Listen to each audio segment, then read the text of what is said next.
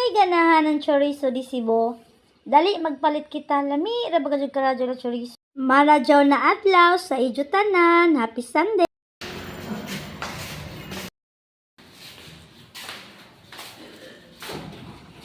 Adto kami sa tabuan. Mag-una ko sa tabuan, ma?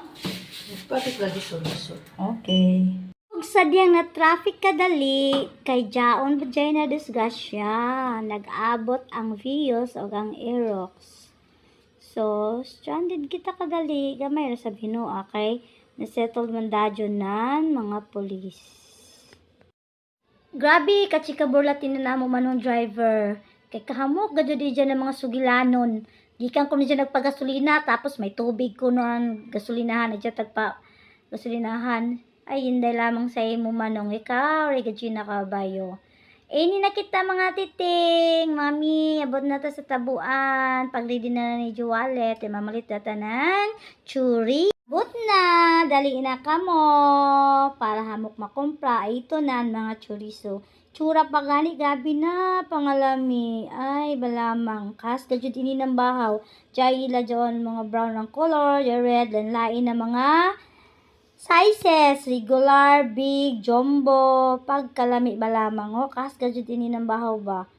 Hami, Judy Agosto, dali na, labon chari pa. Dili na sad kita sa mga buyad na area. Pagkahumot ba gadyo lamang sa mga buyad, ay nako, lami gadyo din parisan ng gabi, kahayang nasuka. Sus, dili gadyo ka mo makakita na nagkalanlain na klase ng mga buyad, ng mga isda. Uy, kalami, mga bonlis na danggit. Diyos ko, no, kuspusit, no, pain ngay ng iban, ako makakilaya ini.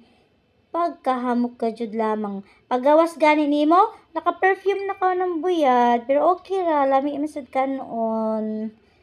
Jay baratohon, jay mahalon.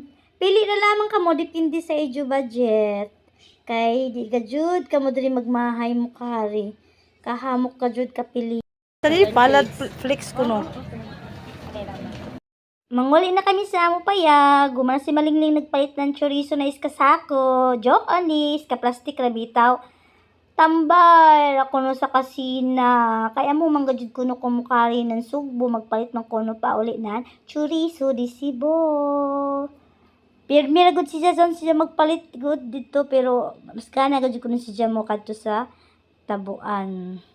Tana, mag-enjoy ka mo sa iyo pagpangita sa ako video dito sa tabuan. Thank you for watching. Have a blessed Sunday. Keep safe.